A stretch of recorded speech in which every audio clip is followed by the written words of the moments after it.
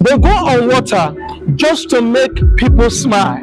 They go through the bush path just to make sure that communities are developed.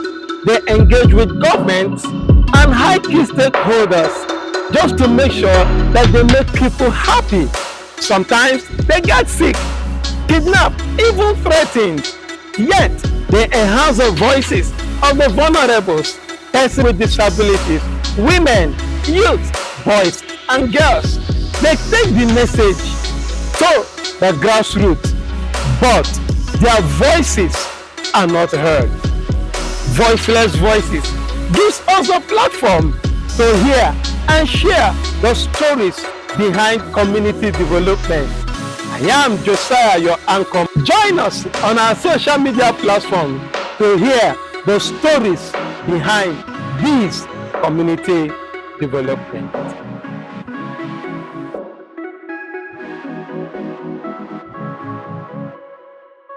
It's always a good time when you interview people that have done positive activities in the communities. It's always a fantastic time when you hear their stories behind the scene of their success stories. This is Voiceless Voices. I am Josiah Ebilika, and we are here again to listen to those sweet stories, sweet, passionate stories from those that have been going through communities, from one community to the other. I am here with another beautiful lady, as I always do. I like them introducing themselves. Voiceless Voices gives us a platform to hear and share the stories behind community development. Join us on our social media platform to hear the stories behind these community development. So there's something I wanted to say, but let me hang it down. Let her introduce herself first. Please, can you introduce yourself? Our people would like to meet with you. Mr. Josiah, I didn't know you have a flair for always hyping women, but yeah, thank you. Jeez, women, no, that's an accusation for just women alone. Okay, that's a compliment. Go ahead. My name is Meelubari, and I'm a male officer with Blue Development and Peace Initiative. Very nice to be here with you. So let's go about it. How has it been in the community development space? How has it been really? Firstly, being a woman and in this space Yeah. is very, very competitive. True. Very limiting, and comes with a lot of flaws. Firstly, there are some things you cannot do, some places you cannot enter, some things you cannot see. Then, secondly, you have patriarchy acting on you every second. So it has been quite challenging. But there is one thing that we have as Niger Delta women is no matter what, we will come out victorious. I see, now. Instead of Nigeria, they carry last night, I become Niger Delta women. You see, but talking about some places you can go. You know, I had the experience where I went to Bile, and the lady that was with us couldn't cross their jetty because she was putting on trousers.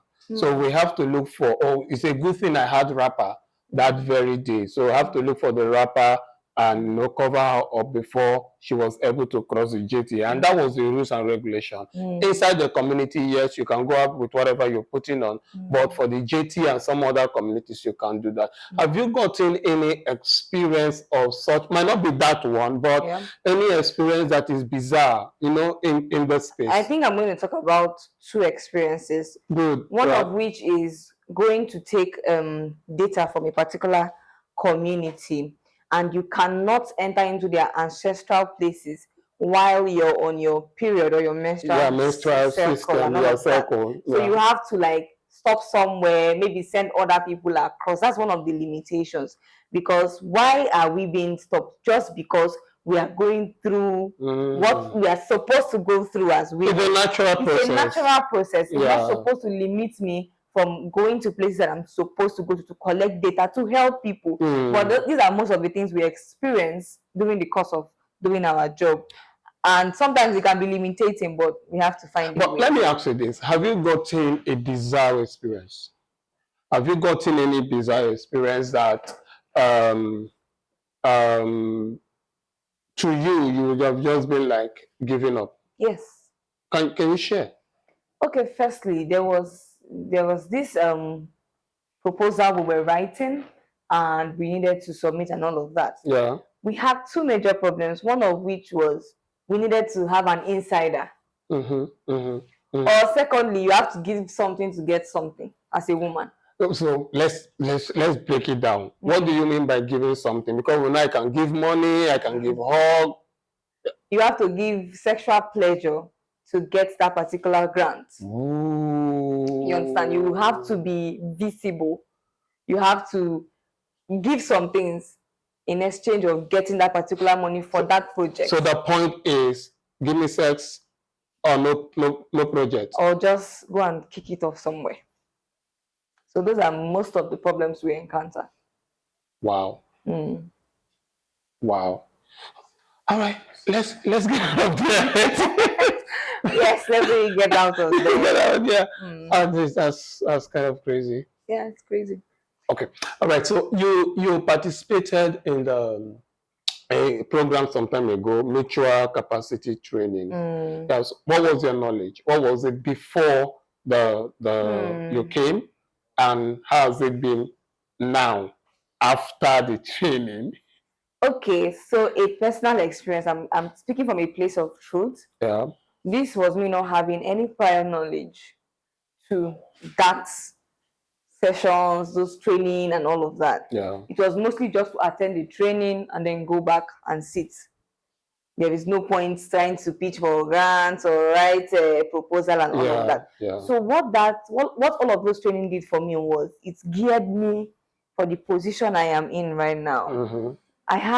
We had hands-on practical sessions that it still leaves me shaking, because if I didn't attend them, I don't think I'll be where people see me and they say, oh, you're going places, oh, you're doing things. It is because I've been given that confidence to operate in that capacity. Learning monitoring, evaluation, learning being strategic, learning strategic processes, how to write proposal, get grants. It really, really equipped me. Now, even if we're not getting most of the grants or most of the proposal, we're not getting the grants, yes, from them. But at least when you keep writing, you keep getting better. True. That's one thing it does for you. True. You keep doing it every day and you keep getting better. You can stand in front of people. You can lead a team, lead a crowd, and you're not shaking because you know your foundation, you know your roots, and you know what it does for you. Now, I like putting people on the spot that comes here, especially those that have attended this program. What was the best moment of the training? I had plenty best moments actually, but I would say it is always arguing during class or during presentation, because we're always arguing. It's either we're not agreeing on something or we're agreeing on something. Oh no, it cannot be this. Oh no, it can be that. Strategic planning is different from this planning. This other one. So it was. But in everything, even during the arguments, I one thing stood out for me was we would always find a way to come back and harmonize. True. We always come back and sit down and say, okay, this is what we did wrong. This is what we didn't do right, and all of that. This is what we did right. And we had fantastic facilitators in the likes of Mr. Josiah. We had Mr. Boti, and then we also had a fantastic lady. So it was. She has to add a fantastic because it's a lady. You see, women supporting women.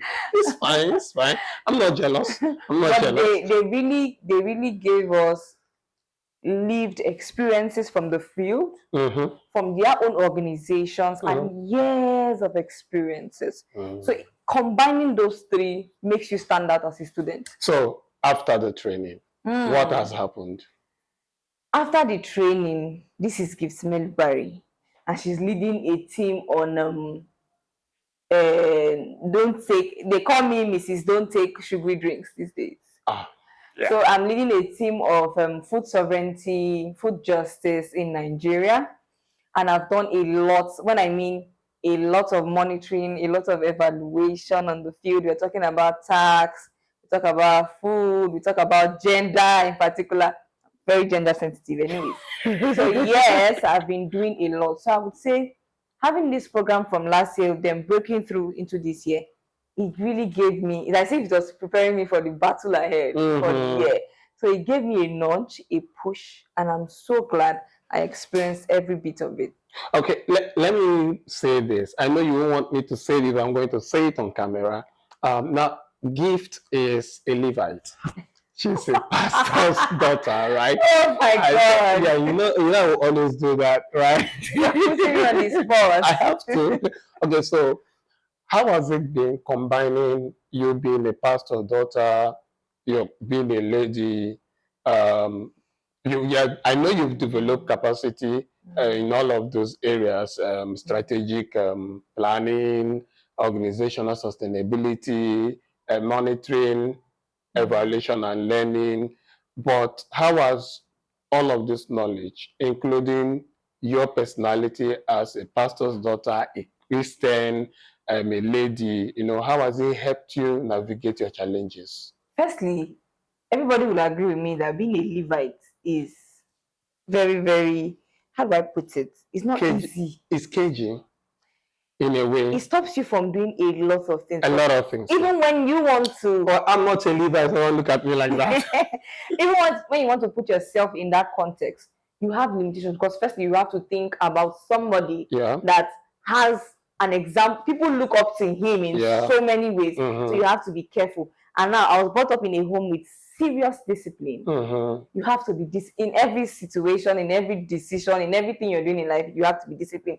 Now that already is a limitation to doing a lot of things because most people would want you to, like I mentioned earlier, sex for this. I'm a very disciplined person, so there are a lot of things I cannot do because you want me to do them or because you think I'll get something out of it. So my background already polished me for that.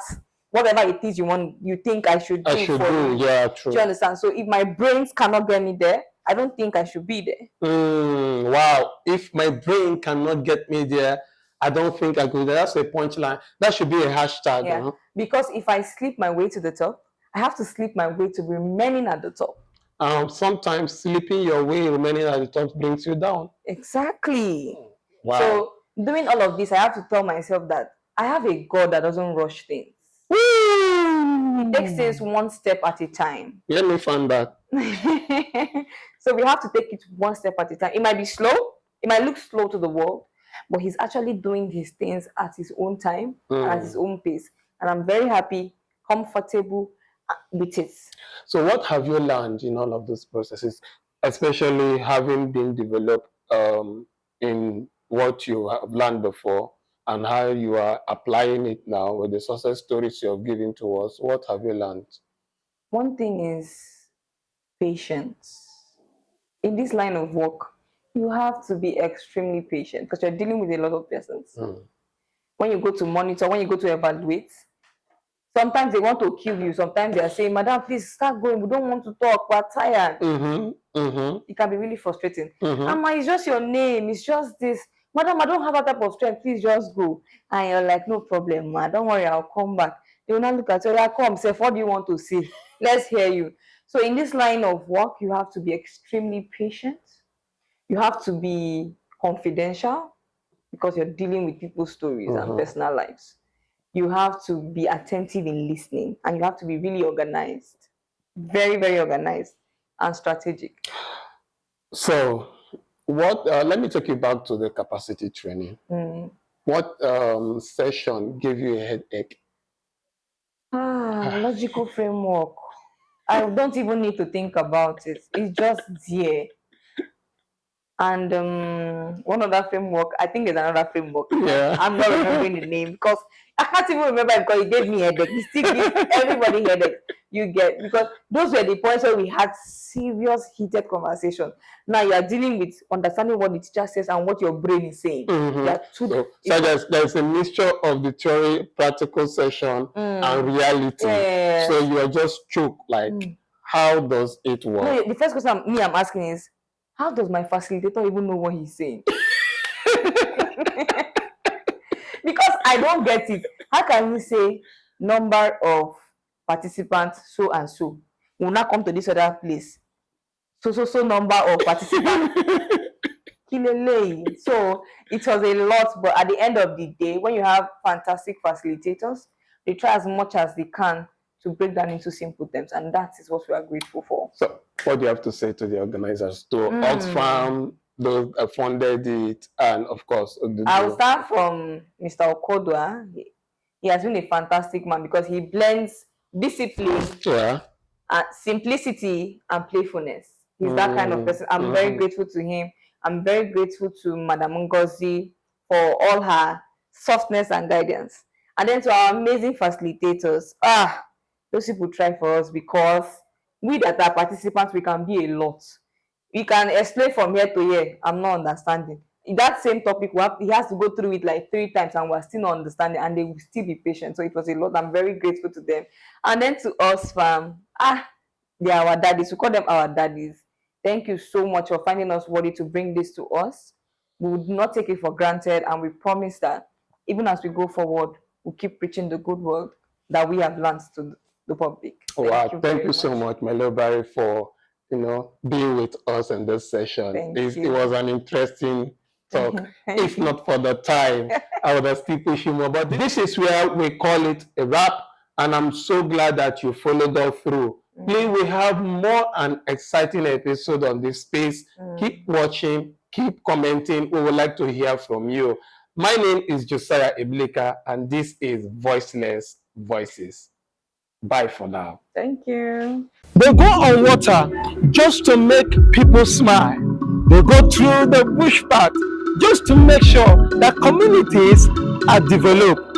They engage with governments and high key stakeholders just to make sure that they make people happy. Sometimes they get sick, kidnapped, even threatened. Yet they enhance the voices of the vulnerables, persons with disabilities, women, youth, boys, and girls. They take the message to the grassroots, but their voices are not heard. Voiceless Voices gives us a platform to hear and share the stories behind community development. I am Josiah, your anchor. Join us on our social media platform to hear the stories behind these community development.